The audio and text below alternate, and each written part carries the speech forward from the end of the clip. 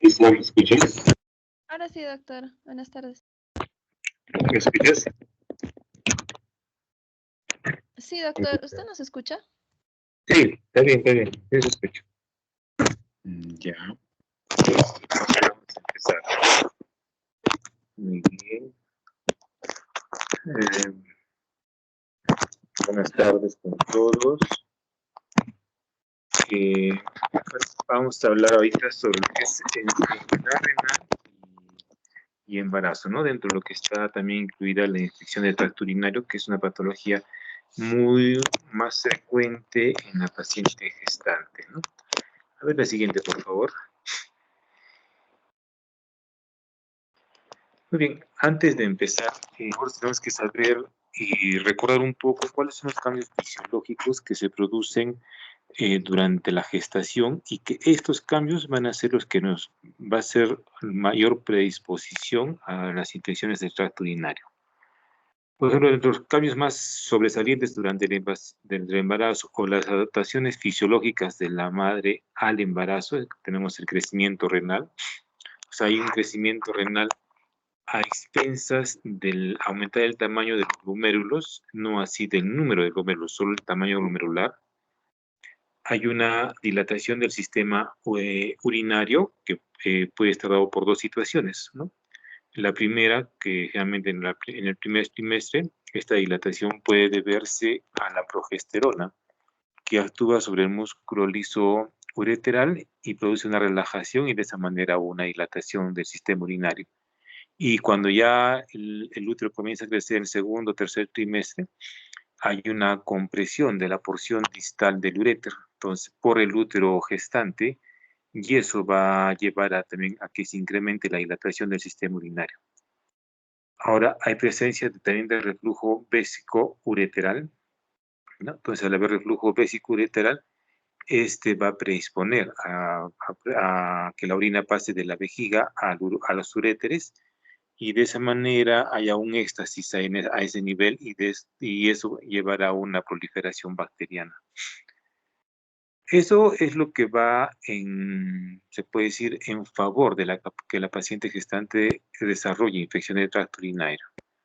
Y ahora, esa dilatación del sistema pielocalicial materno, al haber ese éxtasis urinario, al no haber un buen peristaltismo de los uréteres, va a hacer que los gérmenes asciendan hacia el riñón y no solo produzcan una infección urinaria baja, ¿no? Cuando hablamos de solo vejiga y uretra, sino que también de una infección urinaria alta, más conocido como una pielonefritis. Ahora, ¿qué otro cambio fisiológico encontramos en la paciente gestante? Es que la tasa de filtración glomerular se incrementa, más o menos sobre un 20% sobre la basal. Entonces, de tal manera que cuando llegamos a final del embarazo, se ha incrementado casi al 60% la tasa de filtración glomerular. ¿Y eso qué va a llevar? A que al haber mayor tasa de filtración glomerular, haya un descenso en las concentraciones tanto de creatinina y urea a nivel sanguíneo. Y es por eso que la paciente gestante, su creatinina, su urea es un valor un poco menor que la paciente no gestante, ¿no? Generalmente la paciente no gestante está más o menos entre 0.9 miligramos por ciento y una paciente gestante, al haber incremento de esta tasa de filtración, el valor de creatinina puede ser 0.4 miligramos por ciento. Entonces, es normal encontrar en nuestra paciente una disminución de del valor de creatinina y más bien hay que estar atentos si es que los valores superan el 0.9 miligramos por ciento de forma estar pensando en que de repente hay una patología renal intrínseca. La siguiente, a ver.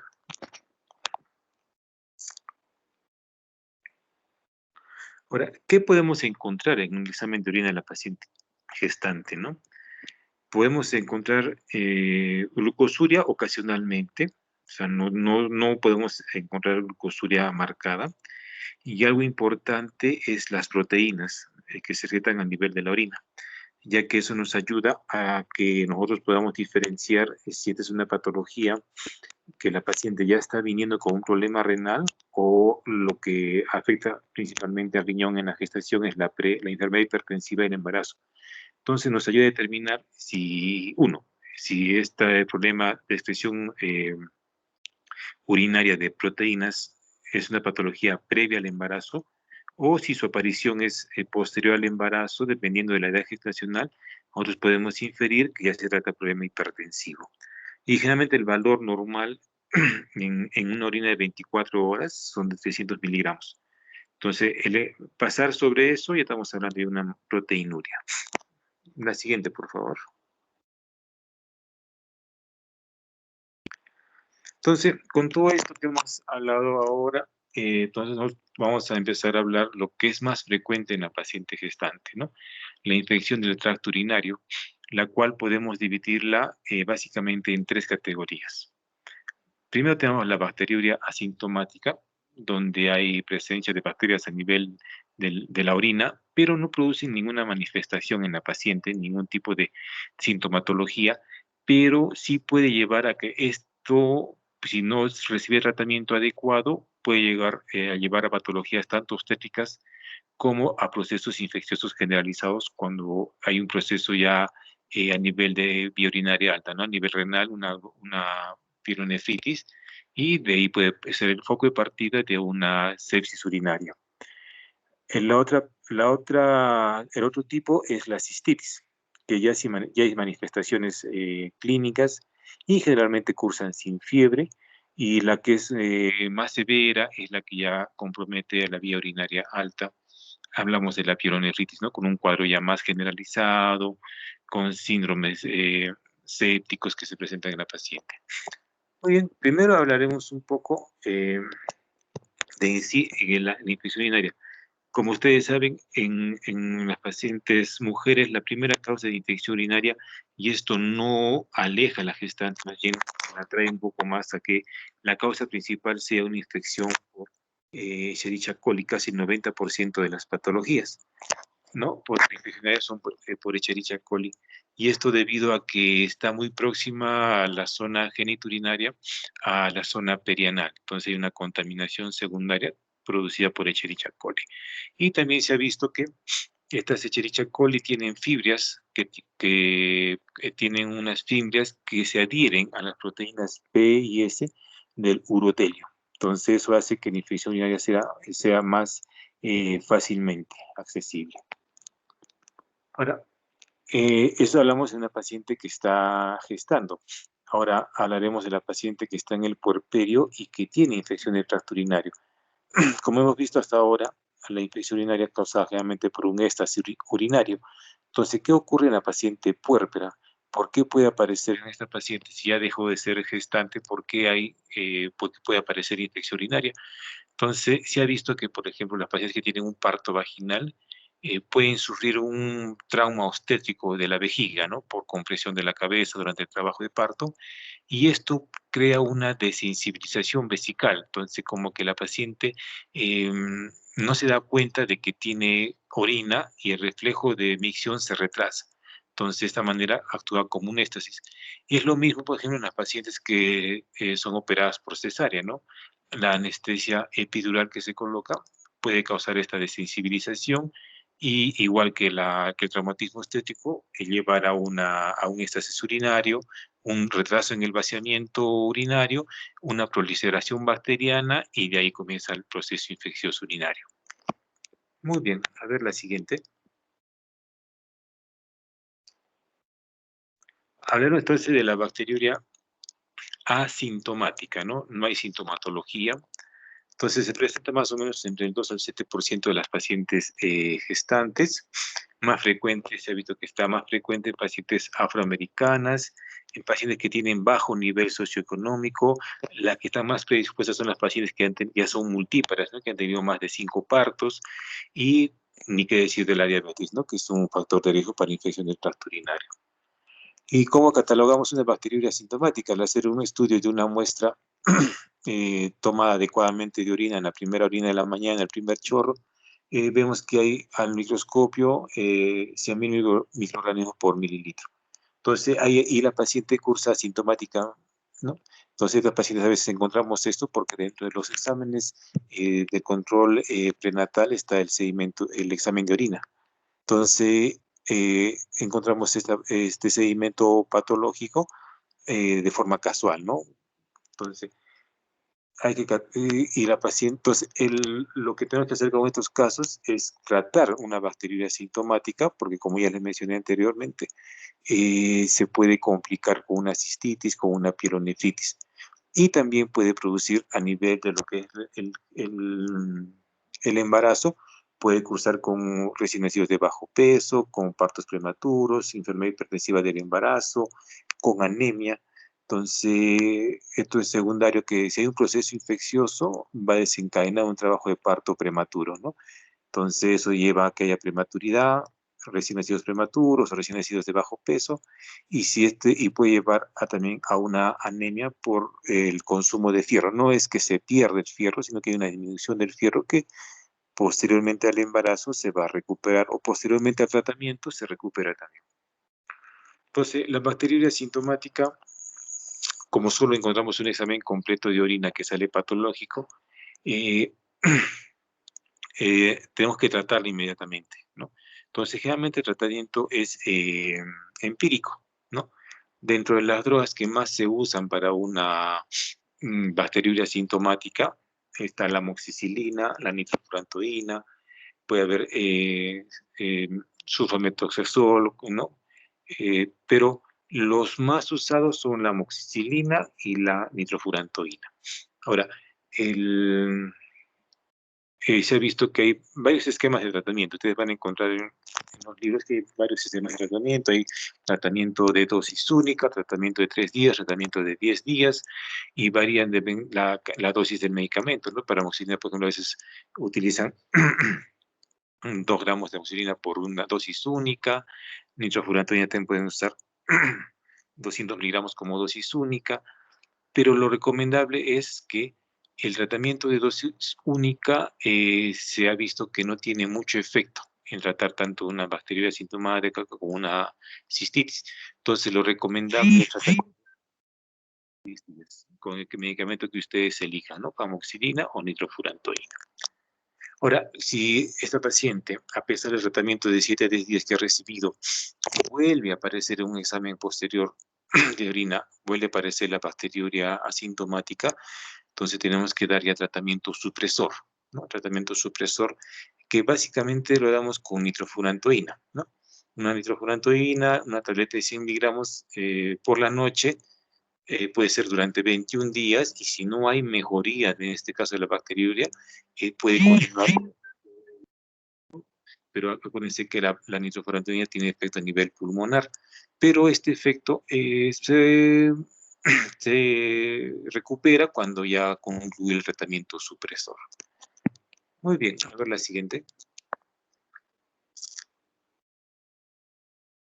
Muy bien, entonces, nuestra bacteria sintomática, ahora lo que nos sigue es una cistitis y una uretritis, ¿no? O sea, pues estamos hablando de infección del tracto urinario bajo. Entonces, en este caso sí presenta síntomas la paciente, ¿no? Básicamente lo que es la disuria, ¿no? El ardor al momento de orinar, la urgencia urinaria, o sea, no aguanta, quiere orinar cada rato, ¿no? Hay un aumento en la frecuencia de la orina. Y inclusive se habla de que, por ejemplo, si la paciente tiene una disuria inicial a la micción, estamos hablando de una uretritis. Y si tiene una disuria que es al terminar la micción, estamos hablando de una cistitis. ¿Y esto por qué? Porque si comienza a vaciarse la vejiga y una cistitis, el contacto que tiene en la pared anterior y posterior de la vejiga al evacuar la orina, como tiene un proceso infeccioso inflamatorio, produce el ardor, el dolor, ¿no? En cambio, si solo es la parte uretral, al momento que sale la orina es donde se produce la disuria. Y estos pacientes pueden cursar también con el examen de orina patológico, ¿no? Presencia de piocitos, presencia de bacterias, los leucocitos, puede haber hematíes. Entonces, una paciente que cursa con sintomatología y un examen de orina patológico. Realmente para una cistitis uretritis, igual que una bacteria sintomática, nos recomienda también tratamiento de 3 días, pero no se olviden de hacer un control de examen de orina para ver si ha remitido este proceso infeccioso, ¿ya? Ahora, ¿qué pasa, por ejemplo, cuando nosotros vemos que nuestra paciente recibió tratamiento para una cistitis, pero aún persiste con molestias, ¿no? Disuria, un poco de disuria, urgencia, frecuencia, pero el examen urinario nos sale normal. Entonces, tenemos que pensar en que esta paciente está haciendo una uretritis de causa no gonocócica. Entonces, estamos hablando dentro de la uretritis de causa no gonocócica, el agente etiológico es la Chlamydia trachomatis. Entonces, eso podemos nosotros ayudarnos en el diagnóstico, ya que al hacer un examen con espéculo, podemos encontrar a nivel del cervix secreción, ¿no? Que en algunos casos puede ser una secreción media cerosa, en otros casos puede ser una secreción media purulenta. Entonces hay que buscar una que no sea más bien una uretritis de tipo no gonocócica. Muy bien, la siguiente, a ver. Y si el proceso infeccioso no ha sido tratado adecuadamente en las instancias anteriores, va a llevar a que la paciente desarrolle una pielonefritis, ¿no? Esta pielonefritis ya es una infección propiamente renal.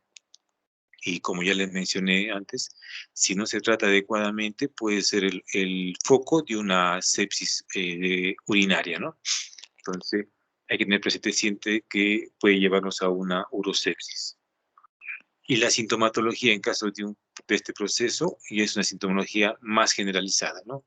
La paciente ya inicia con fiebre, con malestar general, dolor lumbar, asociado a síntomas ya más inespecíficos también como náuseas, vómitos, que pueden llevar a una deshidratación de la paciente.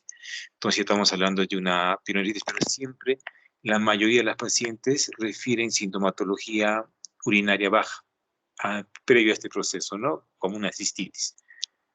Entonces hay que tener presente eso de la pielonefritis. Ahora, el examen de orina, aparte con toda la sintomatología que tiene, la puniopercusión lumbar positiva, puntos renal-uretrales superior, medio, inferior es positivo, el examen de orina es mucho más patológico, ya que tiene leucocituria, bacteriuria, placas de pus pueden venir. Entonces, sumado eso a la sintomatología, entonces estamos pidiendo que es una pielonefritis, ¿no? Ahora, el tratamiento de una pielonefritis es básicamente la hospitalización y tratamiento antibiótico parenteral.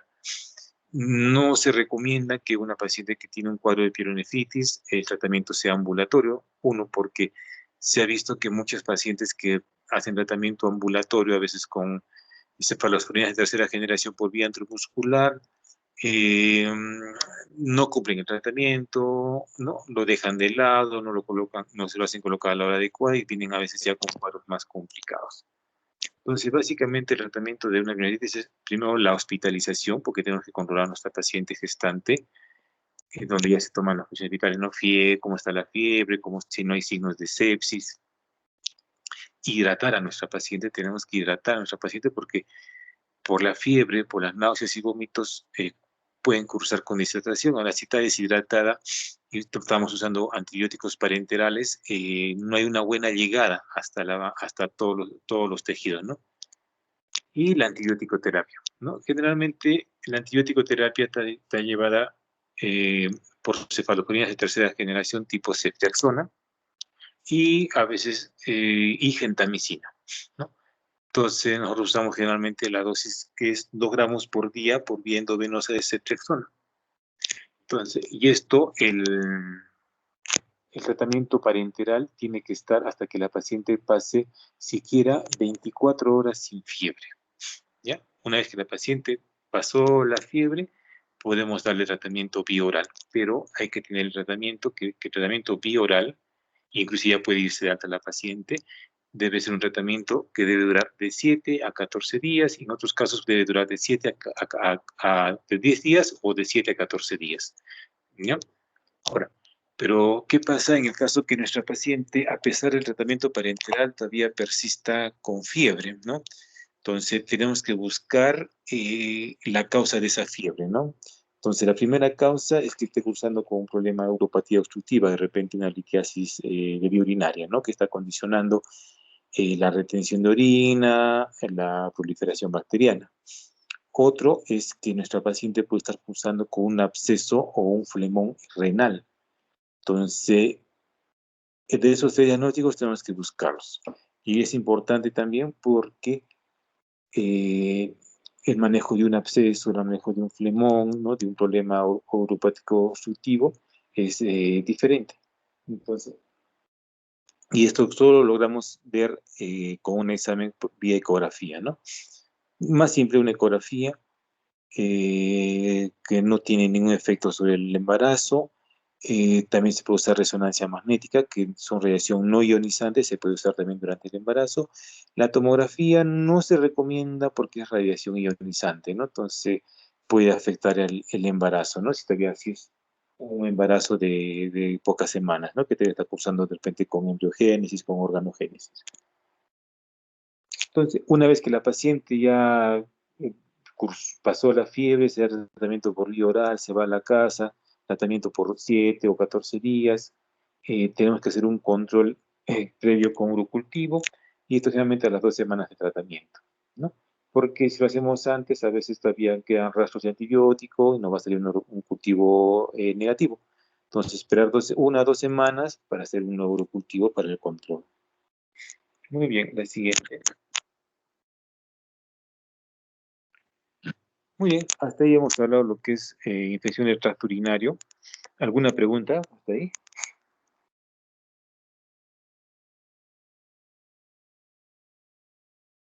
Otra cosita que les decir.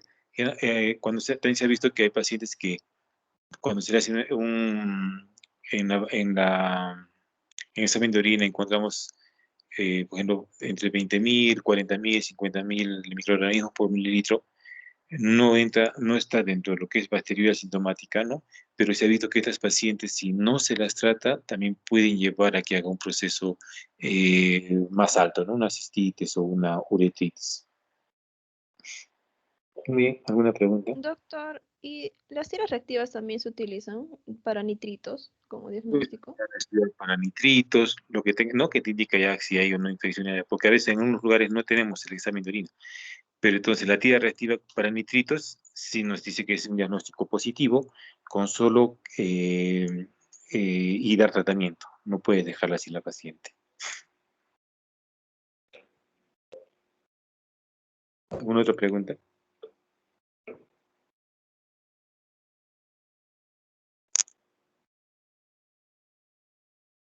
Bueno, creo que está más claro, ¿no? Tratando lo que es lo más frecuente que presentan los pacientes gestantes. Muy bien. Entonces ahora vamos a pasar a otros capítulos que son también frecuentes durante la gestación. Y como hablábamos de la neuropatía por reflujo, entonces generalmente la neuropatía por reflujo no hay una alteración a nivel de la unión urétero-vesical. Entonces, estos problemas generalmente ya se manifiestan en la mujer desde cuando es niña, ¿no? Que se manifiesta por infecciones urinarias frecuentes. Entonces, esto puede llevar con el tiempo a que esos procesos infecciosos afecten la vía urinaria alta y de tal manera llevar a una cicatrización del riñón. Entonces, eso nos lleva a que pueda haber una insuficiencia renal, ¿no? Y ustedes saben que paciente con un problema de insuficiencia renal y embarazo es más complicado el manejo, ya que se pueden sobreponer otras patologías, ¿no? Como un síndrome, por ejemplo, un síndrome nefrótico con hematuria, con una preeclampsia, ¿no? O un síndrome nefrítico con hipertensión, con una preeclampsia. Entonces, hay que ver bien lo que es su apatía por el flujo y si la paciente ha tenido ese antecedente para dar el tratamiento, ¿no? La evaluación de repente por urología. Después, algo que está muy relacionado, como ya vimos en las complicaciones de la pielonefritis, ¿por qué no mejoran la pielonefritis? Es la presencia de los cálculos urinarios, ¿no? La nefrolitiasis. Generalmente, los cálculos que más frecuentemente se encuentran en la gestante son los del fosfato de calcio, los de hidroxiapatita. Entonces, uno cuando hace eso se puede diagnosticar solo o por una ecografía renal, ¿no?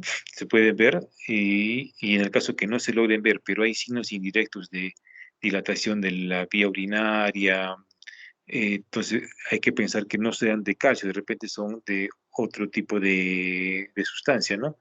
Entonces hay que de repente usar una simple a veces radiografía de abdomen de una gestante y ver, ¿no? La presencia de un cálculo en la vía urinaria.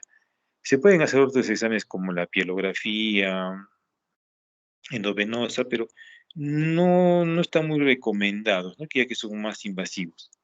Ahora, si encontramos cálculos renales, el tratamiento es, ¿no? Una adecuada hidratación, sintomáticos para el dolor, y a veces muchas pacientes logran evacuar el cálculo porque acuérdense que la vía urinaria ya está dilatada, entonces a veces permite la eliminación del cálculo, ¿no? Y otro día, en el caso en que no se puede hacer ningún tratamiento conservador, se puede hacer ya eh, por cistoscopía, para retirar cálculo, de repente por un procedimiento quirúrgico, pero lo que sí no está indicado es el uso de la litotripsia, ¿ya? En las pacientes gestantes.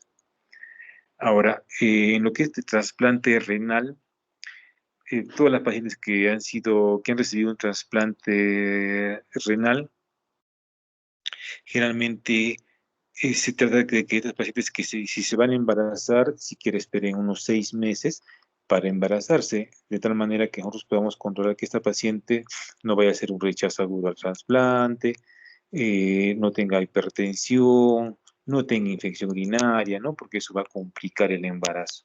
Entonces, ahora si ya la paciente se embarazó siendo trasplantada renal, eh, estas pacientes tienen mayor riesgo de desarrollar una preeclampsia, ¿ya? Entonces hay que tener el manejo ya es también en conjunto, ¿no? Tanto con nefrología, urología, porque muchos medicamentos que se usan para lo que es trasplante renal como para evitar rechazo, como la ciclosporina, el tacrolimus, son medicamentos que tienen un efecto teratogénico, ¿no? Entonces hay algunos que sí, otros que no tienen, entonces ya el nefrólogo es el que va a determinar si con qué medicación se va a mantener y para evitar el rechazo al trasplante renal. Ahora tenemos, bueno, la poliquistosis renal, ¿no? La presencia de quistes a nivel renal, que ya es un problema más genético, ¿no? Pacientes que tienen un problema genético desarrollan esta poliquistosis renal que cuando se embarazan pueden cursar con cuadros de hipertensión, de hematuria, una masa palpable a nivel abdominal y recién con los exámenes se encuentra que es una paciente que tiene una poliquistosis renal y además también tenemos que buscar que no tenga quistes hepáticos, ¿no? Que van asociados a este problema de la poliquistosis renal. Entonces hay que hacer controles tanto de la función renal, de la función hepática. Y el problema para el embarazo es que estas pacientes pueden desarrollar, tienen más predisposición a desarrollar preeclampsia. Pues el síndrome nefrítico, como ustedes recordarán, no es el cuadro que se caracteriza, o la afección renal que se caracteriza por hipertensión, hematuria. Entonces ahora acuérdense que nuestros problemas hipertensivos del embarazo cursan con hipertensión, cursan con proteinuria, pueden cursar con hematuria, entonces puede haber una confusión en el diagnóstico de estas pacientes, ¿no? Entonces siempre es bueno ver el antecedente, ¿no? Si esta paciente tuvo un problema de repente eh, infeccioso respiratorio y apareció después un síndrome nefrítico estando embarazada. Entonces, no más nos lleva a pensar que es una causa, no es el que el embarazo esté produciendo esta alteración, ¿no? O sea, no hay una preeclampsia que haya sido el desencadenante de esto. Pero sí se pueden confundir, porque acuérdense, la preeclampsia cursa con hipertensión, ¿no? Y en algunos casos severos puede cursar cuando se complica con un síndrome GEL, que es la causa más severa, se puede complicar con presencia de hematuria. Entonces, básicamente el manejo del síndrome nefrítico ya es más del nefrólogo, ¿no? Quien determinará qué tipo de glomerulonefritis es si va a ser una biopsia renal para ver qué tipo de problema es. Ahora, la biopsia renal en el embarazo se puede hacer, sí, los nefrólogos lo hacen normalmente, pero siempre teniendo los cuidados, ¿no? Para si se puede esperar a que termine el embarazo, no sé si es una paciente que se produjo este síndrome nefrídico al terminar el embarazo, es mejor esperar a que nazca el producto y de ahí ya se puede hacer el estudio de la biopsia renal, ¿no? Otro que se presenta es el ¿no?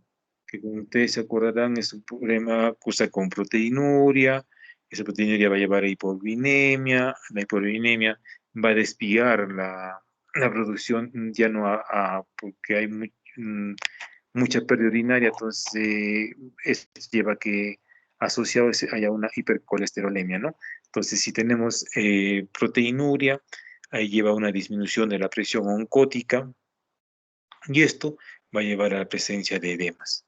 Entonces, ahora, acuérdense, la preeclampsia también cursa con edemas, ¿no? Los casos más severos de preeclampsia pueden llevarlas a una anasarca, ¿no? Y los casos más severos de preeclampsia cursan con proteinurias, ¿no?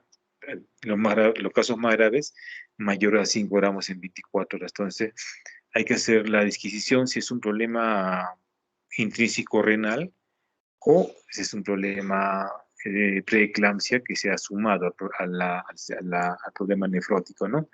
Y es por eso que es importante eh, determinar en qué momento aparece la proteinuria, ¿no?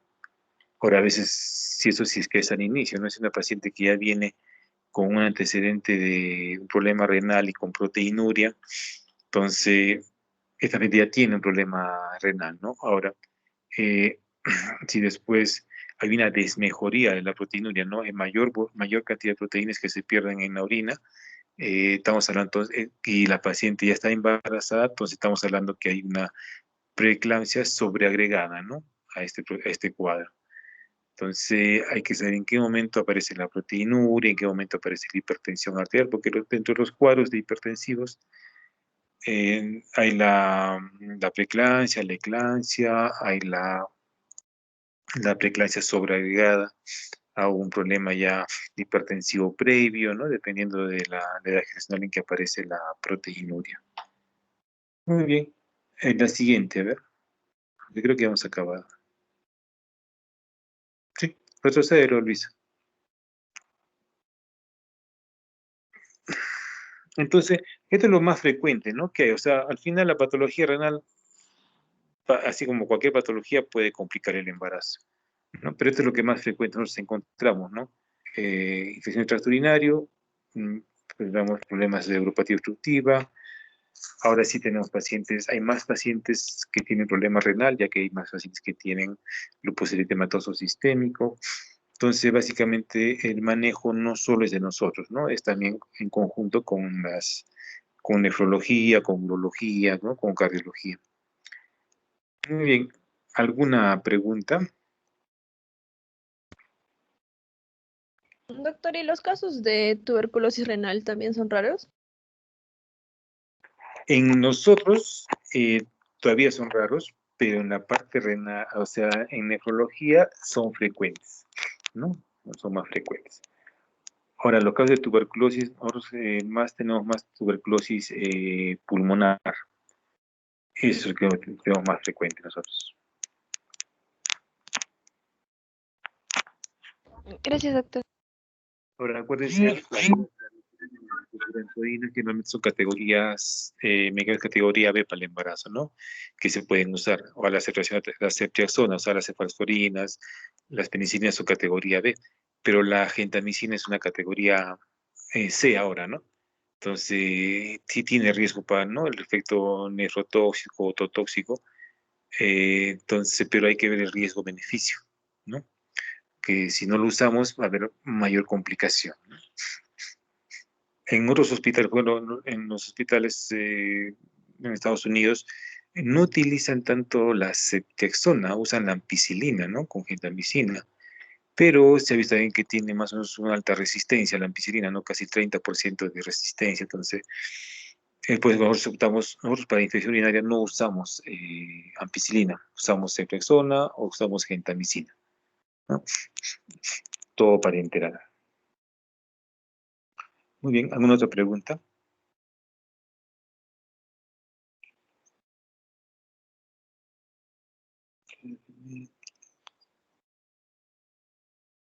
Más o menos está claro, ¿no? Más o menos una visión casi general, ¿no? Entonces no se olviden, bacteriuria asintomática, cistitis y pielonefritis. Son los tres procesos infecciosos más frecuentes en la paciente gestante. Muy bien. ¿Hasta aquí es la Sí, clase? doctor. Hasta las justo 3:15. Está a tiempo, doctor. Ya. Muy bien. Porque ya me comencé a pasar. Muy bien, entonces no hay ninguna pregunta, chicos, ¿no? No, doctor, está todo claro. Gracias. Muy bien, entonces acá quedamos nosotros, ya nos vemos mañana con mi grupo de prácticas, ¿ya? Muy bien, cuídense. Ya, doctor, hasta luego. Gracias. Hasta luego, chicos, hasta luego. Gracias, doctor. Hasta luego, doctor. Hasta luego, doctor.